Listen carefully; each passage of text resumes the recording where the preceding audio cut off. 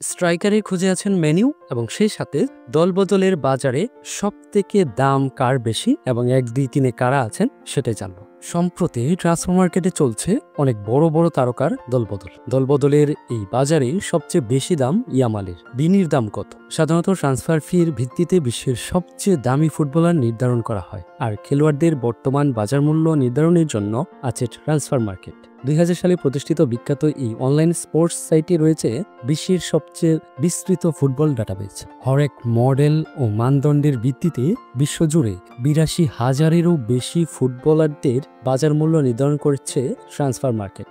এই মূল্য প্রতি মৌসুমেই পরিবর্তন হয়। বাজার মূল্য নির্ধারণের ক্ষেত্রে খেলোয়াড়দের বয়স, ফর্ম, জনপ্রিয়তা, ফিটনেস, শৃঙ্খলা, রেকর্ড সহ অনেক বিষয় বিবেচনা করা হয়। বয়স একটি বড় ফ্যাক্ট। 30 পেরোলেই খেলোয়াড়দের বাজার মূল্য কমতে থাকে। 16 বছরের কম বয়সী ফুটবলারদের বাজার মূল্য নির্ধারণ করে না ট্রান্সফার মার্কেট। বিশ্বের সবচেয়ে বয়সী পেশাদার ফুটবলার এখন জাপানের কাজুইও শিমিউরা। তার বয়স 52 বছর।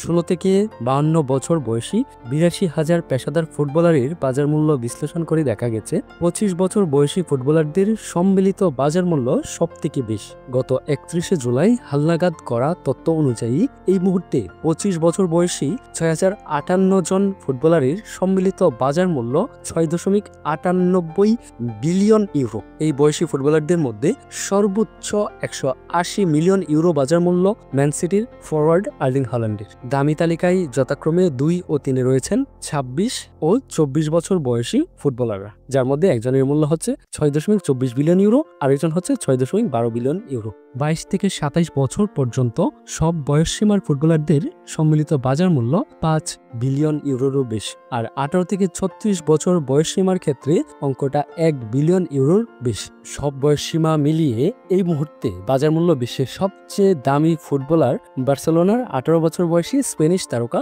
Lamine Yamal. তার বাজার মূল্য 200 মিলিয়ন ইউরো। ভিনিসিয়াস জুনিয়রও খুব কম দূরে নেই, 170 মিলিয়ন ইউরো বর্তমানে তার বাজার মূল্য। তো ট্রান্সফার মার্কেটের বর্তমান পরিস্থিতিতে তাদের বর্তমান যাচাই বাছাই এটাই উঠে এসেছে। ট্রান্সফার মার্কেট সম্পর্কে সবারই জানা, তারা নিখুঁত এবং ট্রাস্টেবল একটা সংবাদ তারা প্রচার করে থাকে। তারপরে আসবো হঠাৎই কেন স্ট্রাইকারের খোঁজে মেনু। 2 বছর আগে আটলান্টা থেকে বেশ হাকডাক করে 72 মিলিয়ন পাউন্ডে রাসমুস ওয়েলুন্ডকে কিনেছিলেন ম্যানচেস্টার ইউনাইটেড।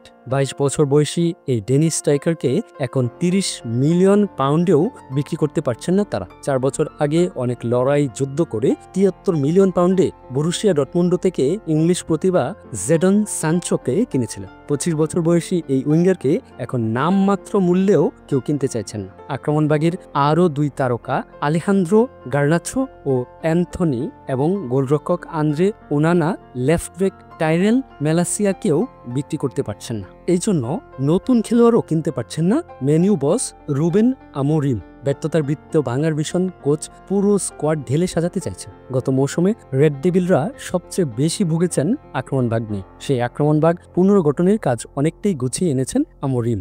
উলবস থেকে ব্রাজিলিয়ান ফরওয়ার্ড ম্যাথিউস কুনহা এবং ব্রনফোর্ড থেকে ক্যামেরুনিয়ান ফরওয়ার্ড ব্রায়ান এমএমওকে কিনেছেন তারা 130 মিলিয়ন পাউন্ড খরচ করে। সেন্টার ফরওয়ার্ড হিসাবে এখন তারা লাইপজিগ থেকে বেঞ্জামিন সেসকোকে নিতে চাইছেন। 22 বছর বয়সী স্লোভাক ও স্ট্রাইকারের জন্য নিউক্যাসলের লড়াই করতে হচ্ছে তাদের। অথচ কোচের পরিকল্পনা না থাকা খেলোয়াড়দের বিক্রি করতে পারছেন না বলে নতুন স্ট্রাইকারদের জন্য ফান্ডে সমস্যা হচ্ছে। সে সঙ্গে তাদের মোটা বেতন তো রয়েছে। হোয়েলুন্ডুকে বিদায় করতে পারলেই সেসকোকে ওয়ার্ল্ড ট্রান্সপোর্টে আনার পথ সুগম হয়। শোনা গিয়েছিল 30 মিলিয়ন পাউন্ডে পুরনো ঠিকানা সিরিয়ে ক্লাবে ফিরে যেতে চাইছেন ডেনিশ তারকা। কিন্তু গত সপ্তাহে শিকাগোতে বোর্নমাউথের বিপক্ষে প্রাক মৌসুম প্রস্তুতি ম্যাচে 4-1 ব্যবধানে জয়ের পর মেনুতে থাকার ইচ্ছা ব্যক্ত করেছেন তিনি। কোচের পরিকল্পনায় না থাকা 5 ফুটবলার জুনের শেষ দিকেই ক্লাবকে জানিয়ে দিয়েছেন যে তারা ক্লাব ছাড়তে চান। এই 5 জনের মধ্যে শুধু মার্কাস রাশফোর্ড ধারে বার্সেলোনায় যোগ দিয়েছিলেন। গার্নাচোকে নেপোলি নিতে চাইছিল বলে শোনা গিয়েছে, কিন্তু আর্জেন্টাইন ফরওয়ার্ড মোটা বেতনের কারণে সরে গেছেন ইতালিয়ান চ্যাম্পিয়নরা। এখন চেলসির তালিকায় তিনি আছেন বলে জানা গেছে। ব্রাজিলিয়ান উইঙ্গার অ্যান্থনিকে 3 বছর আগে আয়াক্স থেকে 82 মিলিয়ন পাউন্ড দিয়ে কিনেছিলেন ম্যানু, কিন্তু প্রত্যাশা পূরণ করতে না পারায় গত মৌসুমে তাকে দাঁড়ে রিয়ালে বেটিসে পাঠানো হয়। স্প্যানিশ ক্লাবটি তাকে স্থায়ীভাবে রাখতে আগ্রহী। তবে বেতন নিয়ে এখনও বনিবনা হয়নি। আরেক খেলোয়াড় লেফট ব্যাক মেলাসিয়া অবশ্য বিপদে আছে। তো এই তো ছিল মেনু কেন হঠাৎ করেই স্ট্রাইকার করছেন। আসলে তারা স্ট্রাইকার তো করছেন, কিন্তু মূলত তারা একটা বিপদে আছে। এই মুহূর্তে তারা না পারছেন তাদের পুরনো খেলোয়াড়দেরকে বিক্রি করতে, না পারছেন তারা নতুন কোনো খেলোয়াড় নিতে। কোচ তো চাইছেন যে তারা যেন পুরো দলটা ভেঙে, পুরো স্কোয়াডটা ভেঙে আবার যেন পুনরায় একটা দল গঠন করতে পারে, কিন্তু সেটার হচ্ছে না। তো দেখা যাক শেষ পর্যন্ত কি সেটা সম্ভব হয় কিনা। ধন্যবাদ সবাইকে, আজকের মতো এখানেই শেষ। দেখা হবে নতুন কোনো ভিডিওতে। সেই পর্যন্ত সুস্থ থাকবেন, ভালো থাকবেন, আল্লাহ হাফেজ।